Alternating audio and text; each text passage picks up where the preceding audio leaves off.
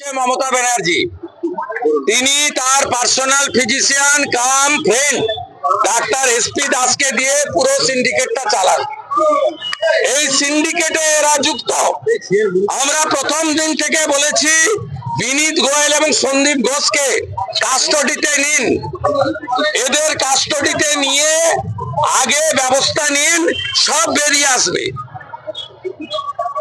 বলুন। সুখেন্দু শেখর রায় যে পোস্ট করছেন বাস্তিল দুর্গের পতন দেখছেন তিনি, দলে বাস্তিল দুর্গের পতনের মতো অবস্থা হবে এমন ইঙ্গিত করছেন খোদ সাংসদ, তৃণমূলের সাংসদ। অনেক সিনিয়র লিডার, পরীক্ষিত নেতা, শিক্ষিত নেতা এবং বিবেক বুদ্ধি আছে বলেই তিনি প্রথম দিন থেকে এই ঘটনায় প্রতিবাদের রাস্তায় আছেন। আমি তাকে শ্রদ্ধা জানাই। শুভেন্দুদা মমতা বন্দ্যোপাধ্যায় পথে নেমেছেন আর পরেশ পাল ইলিশ উৎসব করছে। মমতা বন্দ্যোপাধ্যায় পথে নেমেছেন কেন? ধমকাতে।